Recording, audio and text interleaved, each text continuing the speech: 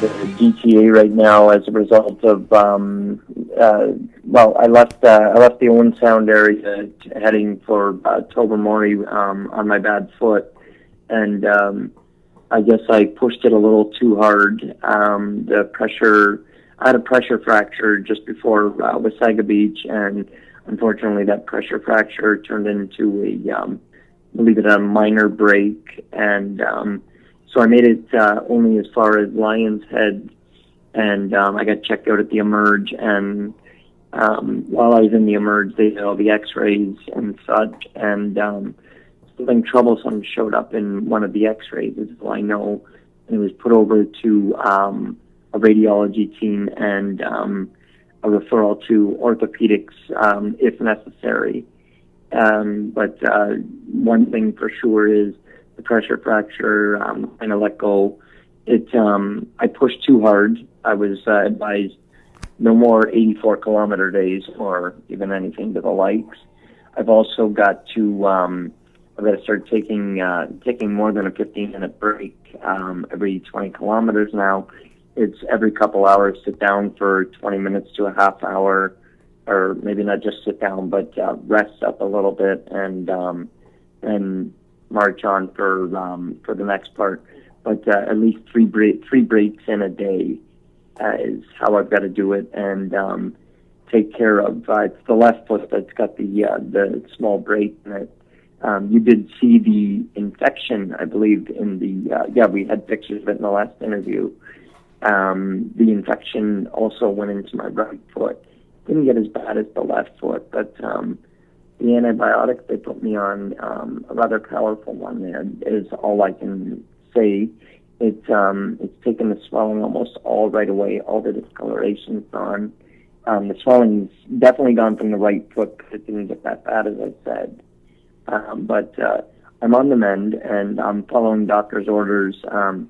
I was told essentially, well, ideally I would have taken 3 weeks off and gone through a whole system of things, and I did honestly speak with the doctor, and we talked quite a bit about why it is perhaps that break happened. I wasn't used to all of a sudden not carrying all that weight on my back. I was walking on a different angle. I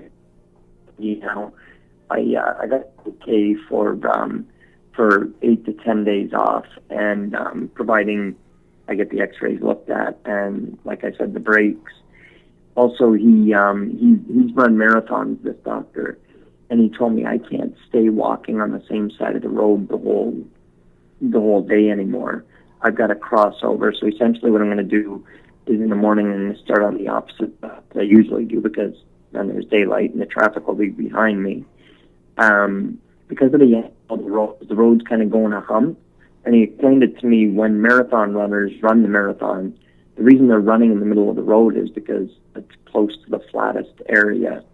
And he explained to me, when I'm walking against traffic, I'm walking essentially almost the whole way on my left foot because of the angle, and that's where my leg is broken. Always will be.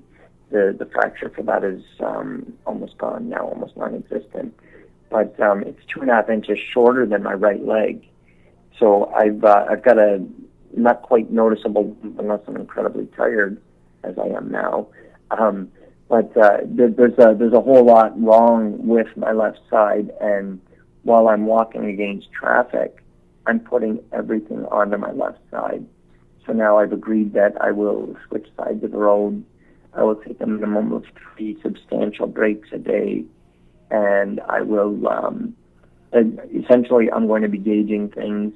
One of the worries is between Sault Ste. Marie and Thunder Bay, there is, it looks like probably 10 days out in the middle of nowhere. It's a little concerning to a lot of people. And then, of course, Thunder Bay into Manitoba.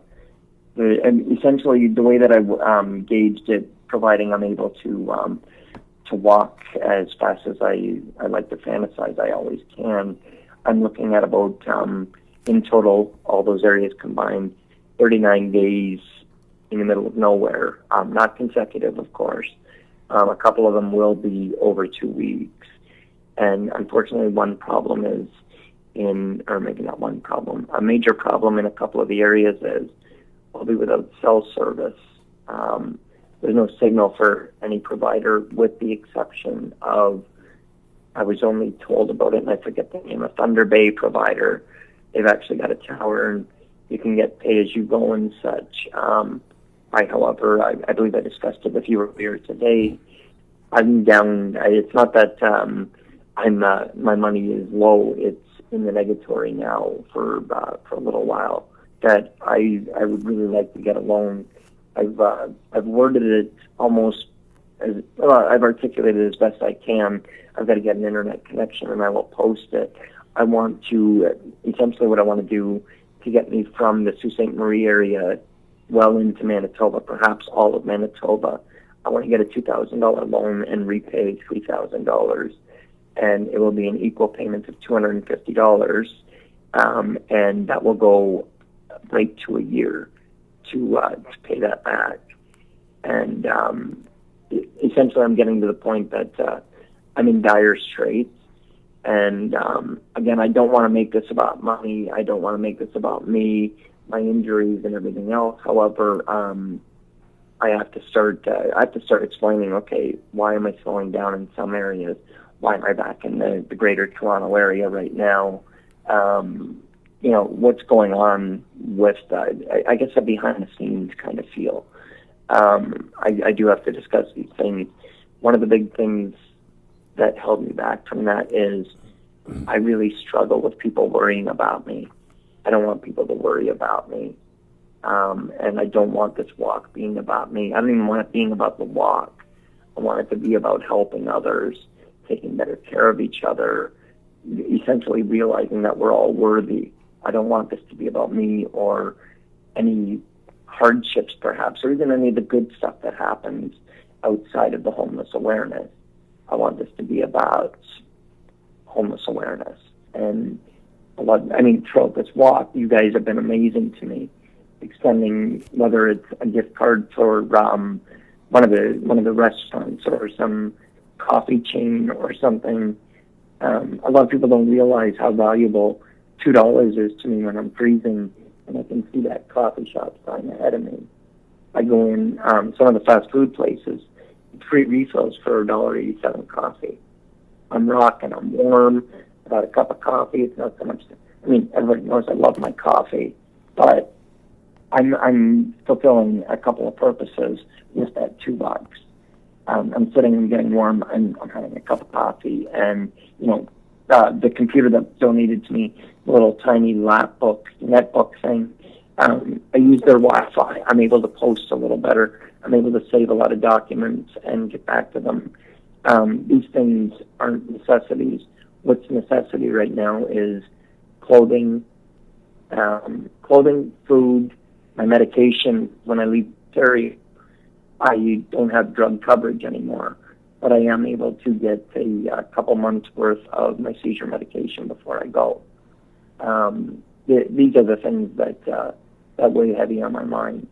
When, forgive my language, when people see that shitty grin on my face, that's not there because I'm secure in everything that I've got. I'm essentially secure in the faith